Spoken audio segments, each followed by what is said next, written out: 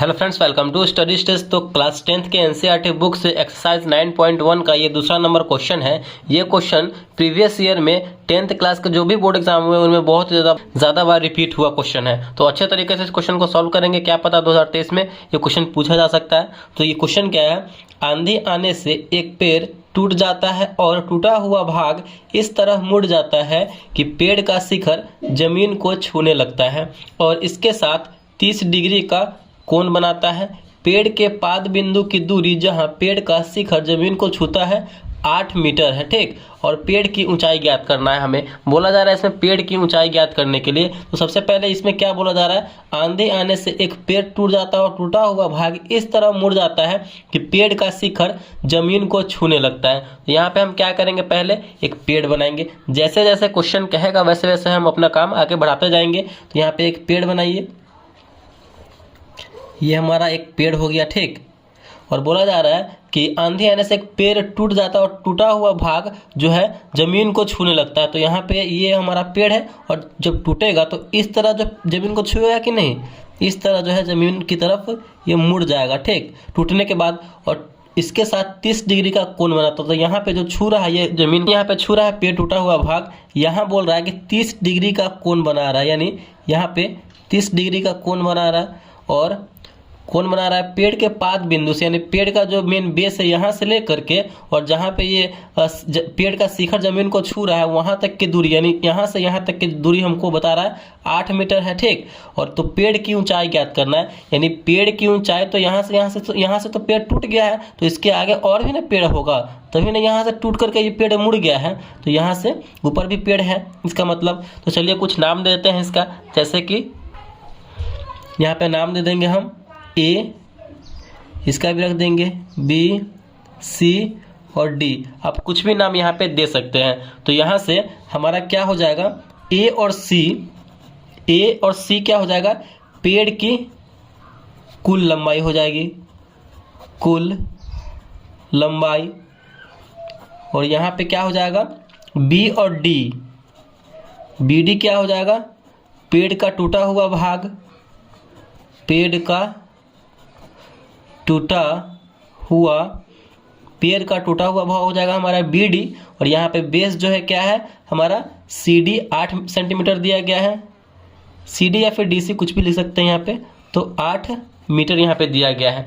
तो हमें क्या करना होगा, ये जो पेड़ है ये वाला जहाँ से टूटा हुआ है ये भी निकालना होगा और जहाँ से टूटकर मुड़ा हुआ है ये भी निकालना होगा। और इन दोनों को आपस में हम जोड़ देंगे तो ये टोटल पेड़ की लंबाई हो जाएगी। तो चलिए यहाँ से हम निकालते हैं। तो निकालने के लिए हमें क्या करना पड़ेगा, हमारा ये आधार दिया गया है, बेस दिया गया है। तो फिलहाल जो है यहाँ से यहाँ तक की हम लंबाई निकालते हैं पेड़ की, यहाँ से यहाँ तक की लंबाई क्या होगी। और एक बात आपको हमेशा ध्यान रखना है कि थीटा जहाँ पे भी हो, थीटा के सामने वाला हमेशा लंब होता है, ठीक। तो थीटा के सामने वाला ये आ रहा है तो ये हमेशा लंब हो जाएगा। और जो बड़ा वाला होता है ये हमारा कर्ण होता है, तो ये तो आधार है ही। तो यहाँ से हम निकालेंगे, तो ये हम पेड़ की लंबाई निकाल रहे हैं जितना बचा हुआ है। तो ये लंब लेके चलेंगे और आधार लेके चलेंगे। तो ये आपको देखना है कि लंब और आधार कौन से त्रिकोणमितीय अनुपात में आते हैं, साइन थीटा में आता है कि कॉस थीटा में आता है कि किस में आता है, ठीक। तो लंब बटे आधार हमारा जो है टेन थीटा वाले फॉर्म में आता है। तो यहाँ पे हम क्या लेके चलेंगे, यहाँ पे पहले लिखेंगे समकोण, यहाँ पे पहले लिखेंगे हम समकोण त्रिभुज बी सी डी में।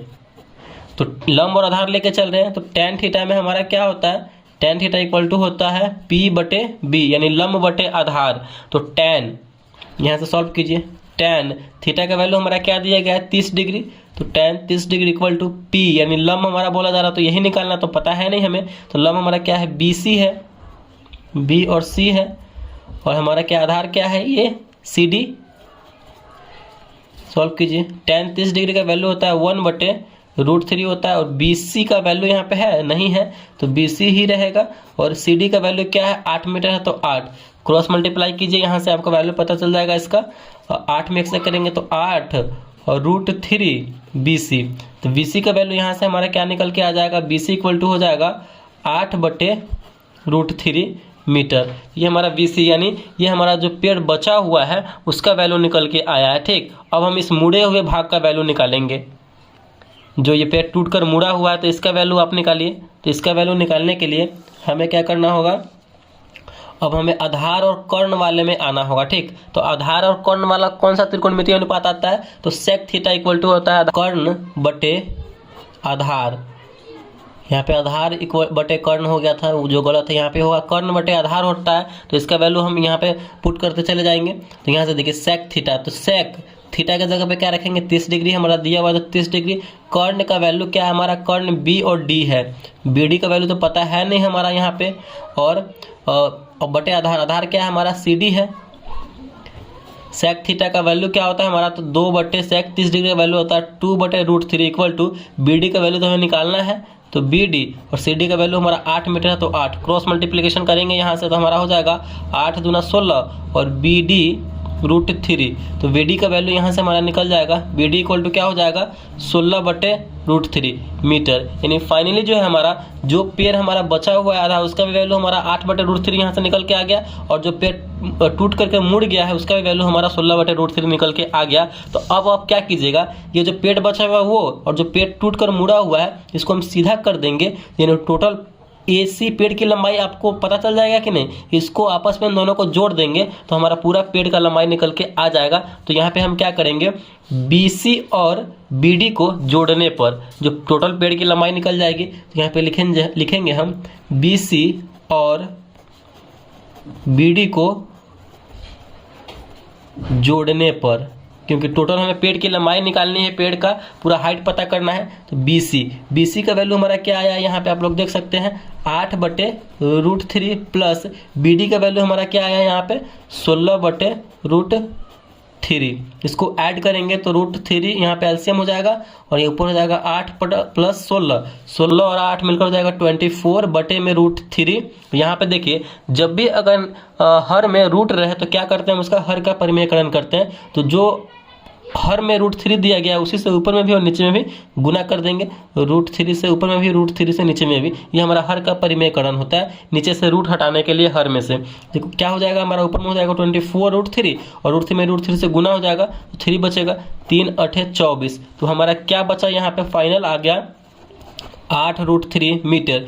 यानी जो हमारा पेड़ का लंबाई है, ये इसका पूरा टोटल पेड़ का लंबाई AC का वैल्यू हमारा यहाँ पे आ गया, AC टोटल पेड़ की लंबाई 8 √3 मीटर। तो इसी तरीके से जो है हम इस टाइप के क्वेश्चंस को सॉल्व करेंगे। देखिए जब भी अगर हाइट एंड डिस्टेंस यानी तो जो ऊंचाई और दूरी के क्वेश्चन आपसे पूछा जाएगा 5 नंबर में ये पूछा जाता है, आपको एग्जाम में ये 5 नंबर फिक्स है पता है। तो ये जो है लॉन्ग क्वेश्चन में पूछा जाता है इस टाइप का क्वेश्चन, तो आप अच्छे तरीके से इसको देख लीजिए। और आपको जब भी हाइट एंड डिस्टेंस का क्वेश्चन बनाएंगे तो आपको जो है पहले क्वेश्चन को अच्छी तरीके से पढ़ना है, फिर जो है क्वेश्चन को बनाना है। तो अगर वीडियो को अच्छा लगा और पसंद आया तो प्लीज़ वीडियो को लाइक कीजिएगा, चैनल पर नया है तो चैनल को सब्सक्राइब जरूर कीजिएगा।